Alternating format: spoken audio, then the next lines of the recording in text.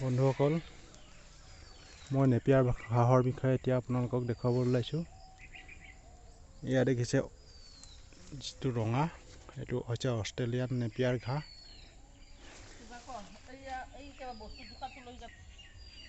চাফা কৰিব লাগে, ইয়াক জংঘল আছে বৰ্তমান।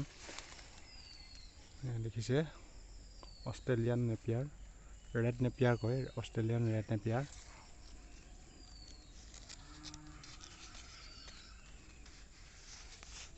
আৰু এবিধ আছে ৰেড নেপিয়াৰ, এবিধো দেখুৱাম আপোনালোকক। আৰু এইটো হৈছে CO4 হাইব্ৰিড নেপিয়াৰ। এইটো ছাগলীৰ কাৰণে ভাল, এইটো ছাগলীয়ে খাই ভাল পায়। কিন্তু এইটো অষ্ট্ৰেলিয়ান ৰেড নেপিয়াৰটো অকণমান টান পায়, কাৰণ নোম বহুত আছে ইয়াৰ।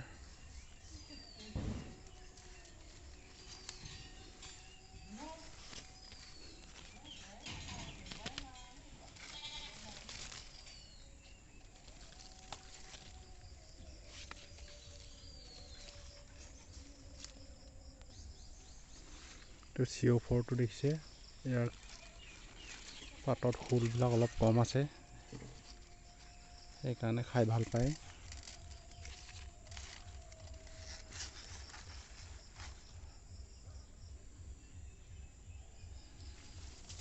এইটো আছিল।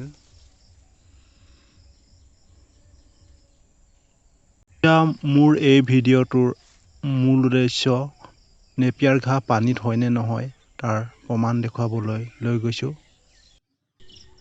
এয়া চাওক বন্ধুসকল, মই নতুনকৈ ৰোৱা নেপিয়াৰ ঘাঁহ আপোনালোকৰ আগত আজি দেখুৱাব ওলাইছোঁ। ই পানীত হয় নে নহয় সেই বিষয়ে আপোনালোকক প্ৰুফ হ'ব দেখুৱাব ওলাইছোঁ। চাওক, এয়া CO4 জাতৰ নেপিয়াৰ।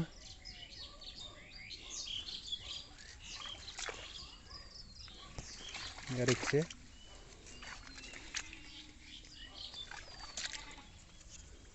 মই খৰালিতে ৰুইছিলোঁ প্ৰায় 2 মাহ আগত। এয়া দেখিছে ইয়াৰ কাটিংটো এতিয়ালৈকে আছে।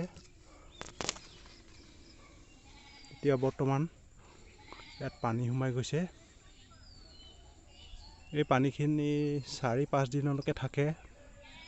গতিকে আপোনালোকক মই দেখুৱাবলৈ এইকাৰণে ওলাইছোঁ যে নেপিয়াৰ গছ পানীৰ মাজত জীয়াই থাকে না নাথাকে। চাওক, আপোনালোকে নিশ্চয় দেখিছে পানীৰ মাজত আছে মোৰ নেপিয়াৰখিনি। আৰু ই জীয়াই থাকে, কিন্তু ইয়াৰ পুলি কাটাটো কম হয়, সেই গতিকে ইয়াক ওখৰ আকাৰ ৰুলে ভাল। তথাপিও আপোনালোকে যদি এনেকৈ 2-4 দিনৰ কাৰণে পানী জমা হোৱা ঠাই, তেনেকুৱা ঠাইত লগাব পাৰে।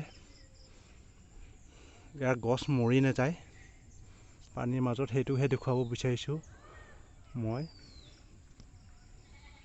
চাওক, পানীৰ মাজত মৰি নাযায়। গতিকে আপোনালোকেও 2-3 দিন পানী থকা ঠাইত, পানী বুৰা ঠাইত নেপিয়াৰ গছ লগাব পাৰে, কোনো চিন্তাৰ বিষয় নহয়।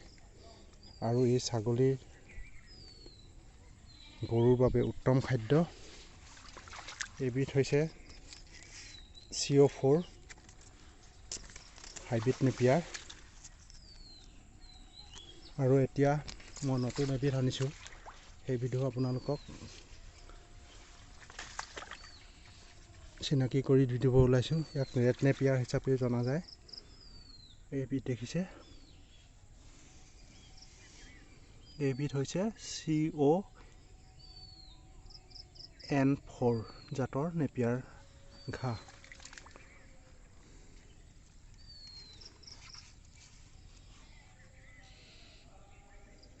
দেখিছে, ইয়াত এমাহমান হৈছে মোৰ লগোৱা, ইয়াৰ পৰা কুহি ওলাইছে। ইও পানীৰ মাজতে আছে। মই ৰুইহে চাইছোঁ এনেকৈ পানীৰ মাজত হয় নে নহয়, প্ৰেক্টিকেল কৰি চাইছোঁ ময়ো। দেখিছে,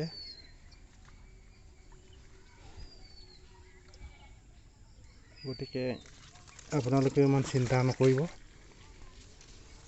এনেকুৱা পানীৰ মাজত লগাব পাৰে। কিন্তু ধৰক 2-3 দিন পানীত জমা থাকিলে পাৰিব, আৰু বেছি দিন হ'লে নোৱাৰিব, কাৰণ ইয়াৰ পৰা পুলি নেকাটিব। কিন্তু গছটো হ'লে মৰি নাযায়, সেইটো মই গেৰাণ্টি দিব পাৰোঁ। এইখিনি আছিল বন্ধুসকল। গতিকে ভিডিঅ'টো ভাল পালে লাইক কৰিব আৰু চেনেলটো ছাবস্ক্ৰাইব কৰিব বুলি আশা কৰিলোঁ। আৰু মই আপোনালোকে যদি বিচাৰে এমাহৰ পিছত এই নেপিয়াৰখিনি আপডেট দিম, গতিকে চেনেলটো ছাবস্ক্ৰাইব কৰি থৈ ল'ব। ধন্যবাদ।